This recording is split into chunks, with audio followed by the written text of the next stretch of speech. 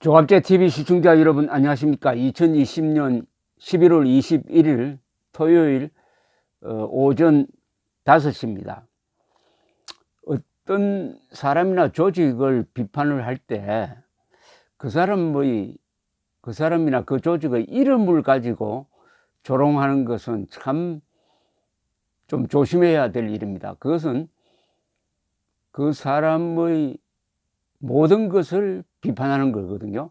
이름이라는 것은 조직이나 사람의 정체성입니다. 그러니까 이름을 조롱하면은 이것은 정책 비판과 다릅니다.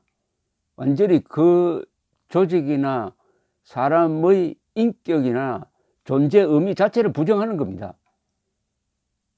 홍준표 전 자유한국당 대표, 현 무소속 의원이 자신이 한때 몸담았던 정당의 이름이 바뀌었는데 지금은 국민의 힘이라고 그러는데 국민의 짐이라고 불렀습니다. 국민의 짐, 국민의 힘이라는 이 최악의 장명이죠. 국민의 힘이라고 이름을 바꿔놓고 표를 달라 정권을 차지하겠다고 하는 게 좀 웃기는 것 아닙니까? 국민의 힘이란 게 코미디 아닙니까? 그 장명 자체가. 더구나 국민의 힘이라는 좌파 단체가 있는데 그것을 그냥 도용한 겁니다. 그러니까 시중에서는 국힘당이라고 그러기도 하고 국짐당이라고 그러기도 하고 국민의 짐이라고 그러기도 합니다. 국민의 짐을 줄여가지고 당을 하나 붙이면 국짐당이 되는 거죠. 국민의 힘이라면 이게 당인지 구호인지 아무 의미가 없습니다. 그러니까 국민의 힘하고 꼭 당을 붙여요. 국민의 힘당, 이런 국민을 고문하는 이름을 만든 겁니다. 이러면 절대로 국민의 힘이 성공할 수 없는데 그 최악의 장명을 한 사람이 김종인 씨 아닙니까? 근데 김종인 씨가 하는 행동은 우파로 침투한 프락치, 좌파 프락치가 해야 될 일을 그냥 그대로 하고 있습니다. 탈이념을 하겠다고 합니다. 탈이념이라는 게 뭡니까? 탈자유민주주의 하겠다는 거죠. 탈자유민주주의하고 어디로 가느냐? 친호남, 광주에 가서 무릎 꿇고 뭘 사죄를 하는지 모르는 사죄를 하고 이 정당을 완전히 호남 봉사기관으로 만들고, 그러다가 보니까 차기 대권 후보군 조사를 하면은 이 국민의힘에서는 단 한 사람도 1% 이상 나오는 사람이 없는 참담한, 그래서 불임 정당이 되고, 지금 옵티머스, 라임 등등 이 펀드 게이트가 국민들의 분노를 촉발시키고 있는데 거기에 대해서 아무런 효과적인 대응을 하지 못하고 있는 게 이 국민의 힘입니다. 그러니까 김종인 씨의 일정 신탁 통치를 받고 있는 이 정당에 대해서 홍준표 씨가 화가 나는 것은 이해는 합니다. 더구나 김종인 씨는 홍준표 씨가 검사로 있을 때 권력형 부패 혐의로 자기가 구속시켰던 사람입니다. 부패 전력자인 김종인 씨가 있는데 그 당이 지금 권력형 부패를 제대로 폭로할 수 있겠습니까? 그런 점을 생각하면은 국민의 짐이라고 부른 이 홍준표 씨의 발언이 이해 못할 바는 아닙니다. 페이스북에 쓴 글인데 짤막하게 썼지만은 이렇게 썼습니다. 온갖 악정과 실정에도 불구하고 야당이 국민의 짐이라고 조롱받는 이유는 이중대 정당임을 자처하는 야당 지도부의 정책과 무투정 노선 때문입니다.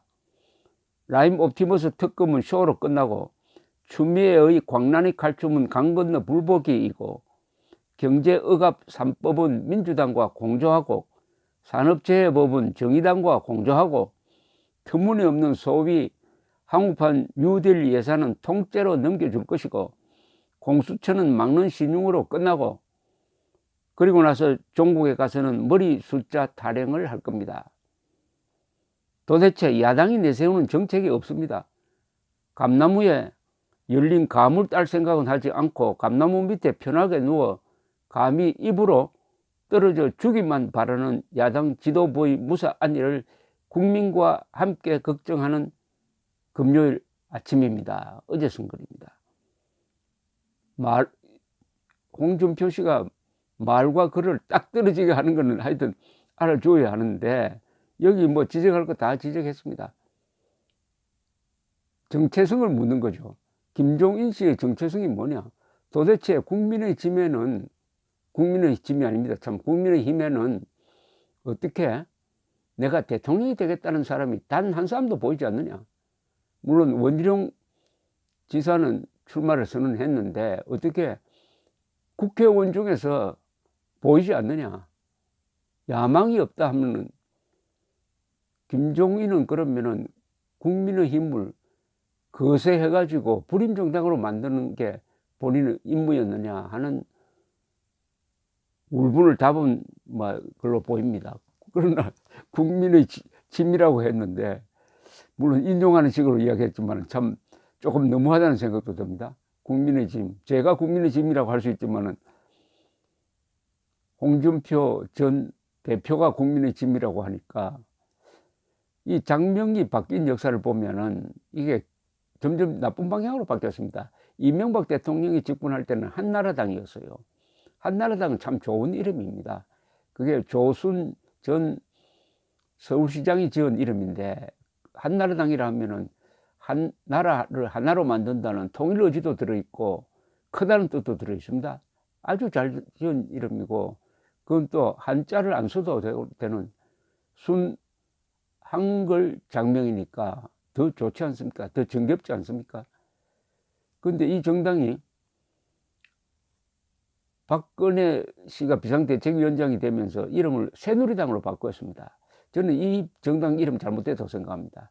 한번 생각해 보십시오. 새누리당이라 하면은 새로운 나라를 만든다는 것인데 새로운 나라를 만드는 것은 보수가 할 일이 아닙니다. 있는 나라를 점점 좋은 나라로 바꿔가는 것이지 새 나라 만든다는 것은 그건 좌익혁명정당이 하는 겁니다. 새누리당은 그 자체가 한자로 하면 신천지고 뜻을 새기면 좌익정당의 이름입니다. 더구나 색깔을 또 새빨간 걸로 바꿔버렸어요. 새빨간 거로. 새빨간 색도 혁명 아닙니까? 혁명정당이 됐어요. 그러다가 혁명을 당하고 만 거죠. 탄핵혁명을 당한 것 아닙니까? 탄핵혁명을 이른바 촛불혁명을 당했으니까 어떻게 보면은 그 이름대로 색깔대로 갔다고 볼 수가 있습니다. 그 다음에 제정신 차려서 만든 게 자유한국당입니다. 이게 참 잘 만든 이름이에요.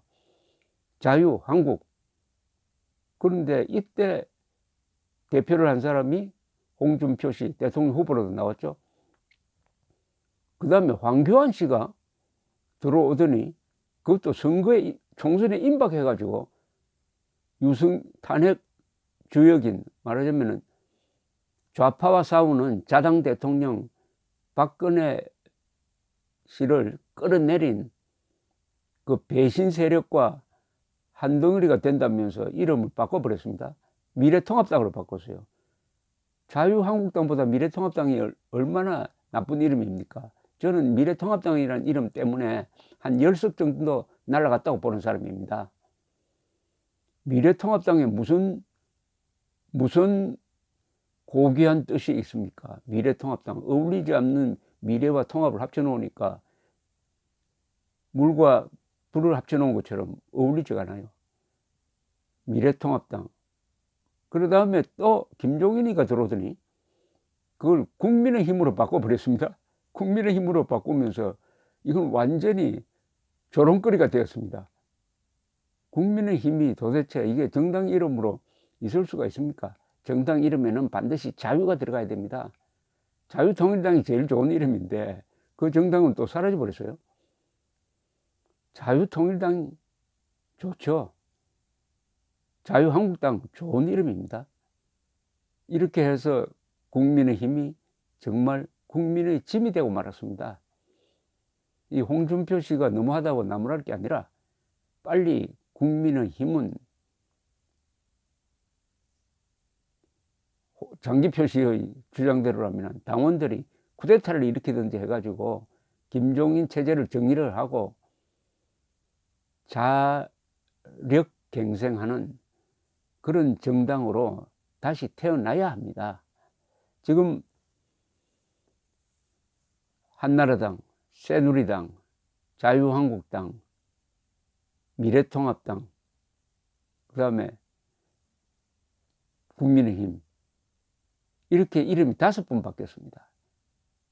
이게 무슨 술집이 잘 안 되면은 폐업하고 신장개업하는 거 아닙니까? 신장개업식 개명 아닙니까? 신장개업식. 그렇게 해놓고 어떻게 대한민국 역사와 전통과 정체성과 정통성을 이어가는 보수 정당임을 자임할 수 있겠습니까? 이름이라는 것은 정체성입니다. 이름 한번 잘못 지으면 평생 고생합니다. 감사합니다.